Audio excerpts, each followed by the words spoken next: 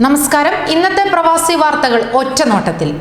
സൗദിയിൽ 39 മരണം കൂടി. സൗദിയിൽ കോവിഡ് ബാധിച്ച് 39 പേർ കൂടി മരിച്ചു. 3139 പേർക്ക് കൂടി രോഗം സ്ഥിരീകരിച്ചു. 4710 പേർ കൂടി രോഗമുക്തരായതോടെ സുഖപ്പെട്ടവർ 1,98,085. രോഗബാധിതർ 1,64,144. മരണം 1346. 380 പേർക്ക് കൂടി രോഗം സ്ഥിരീകരിച്ചതോടെ UAE രോഗബാധിതർ 45,683. 2 പേർ കൂടി മരിക്കുകയും ചെയ്തു. അതിനിടെ 24 മണിക്കൂറിൽ 657 പേർ രോഗമുക്തി നേടി.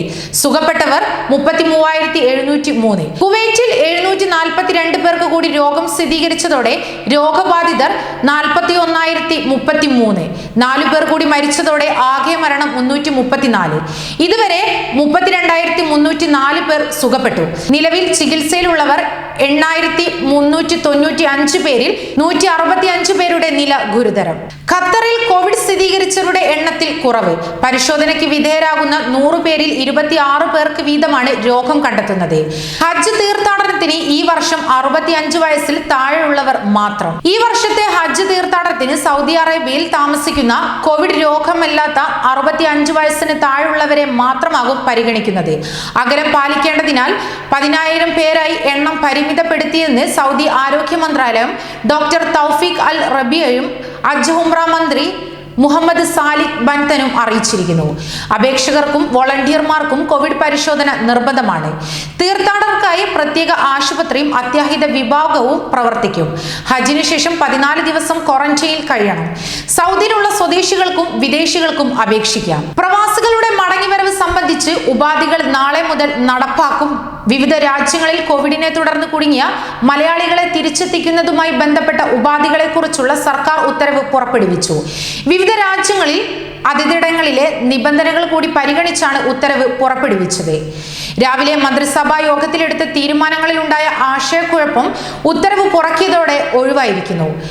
എപ്പോൾ മുതലാണ് ഉപാധികൾ നടപ്പിലാക്കുക എന്നതായിരുന്നു ഇതിലെ പ്രധാന സംശയം. അതിനാണ് ഉത്തരവോടെ വ്യക്തത വന്നിരിക്കുന്നത്. പ്രവാസികളുടെ മടക്കവുമായി ബന്ധപ്പെട്ട് ഉപാധികൾ നാളെ മുതൽ തന്നെ നടപ്പിലാക്കണം. ഇതിന്റെ ഭാഗമായി സൗദി അറേബ്യയിൽ നിന്ന് മടങ്ങുന്നവർക്ക് PPE കിറ്റ് നിർബന്ധമാണ്.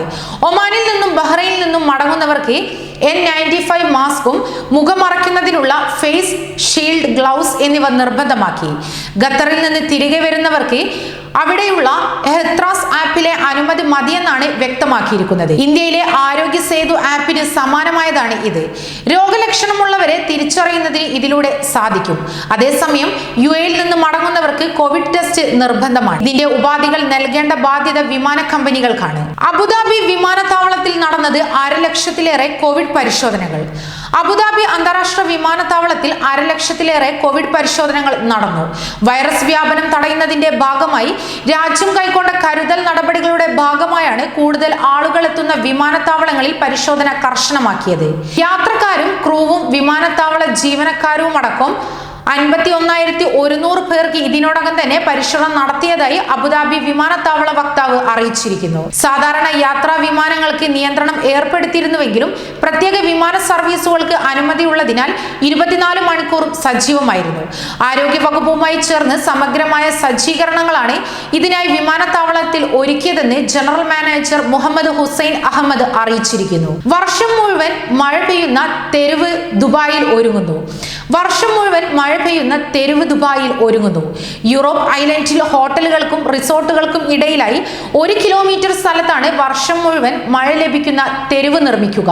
ദുബായിൽ 7ഓളം ആഡംബര ദ്വീപുകൾ ചേരുന്ന the heart of the Europe രൂപകൽപ്പന ചെയ്ത ക്ലൈൻഡസ് ഗ്രൂപ്പാണ് മഴത്തെരുവ് രൂപകൽപ്പന ചെയ്യുന്നത്. പദ്ധതിയുടെ ആദ്യഘട്ട വേനലിലും പരമാവധി 27 ഡിഗ്രിയായി നിലനിർത്തി കുളിരുള്ള അനുഭവം സന്ദർശകർക്ക് പകരും. ഒമാനിൽ കോവിഡ് സ്ഥിരീകരിച്ചവരുടെ എണ്ണം വീണ്ടും 1000-ന് മുകളിൽ. ഒമാനിൽ കോവിഡ് സ്ഥിരീകരിച്ചവരുടെ എണ്ണം വീണ്ടും 1000-ന് മുകളിൽ. 3,585 പേരിൽ നടത്തിയ പരിശോധനയിൽ 1,142 പേർക്ക് കൂടി ബുധനാഴ്ച രോഗം സ്ഥിരീകരിച്ചു. ഇതിൽ 471 പേർ പ്രവാസികളും 671 പേർ സ്വദേശികളുമാണ്. ഇതോടെ രാജ്യത്ത് കോവിഡ് സ്ഥിരീകരിച്ചവരുടെ എണ്ണം 33,536 മരണസംഖ്യ 142 ആയിരിക്കുന്നു.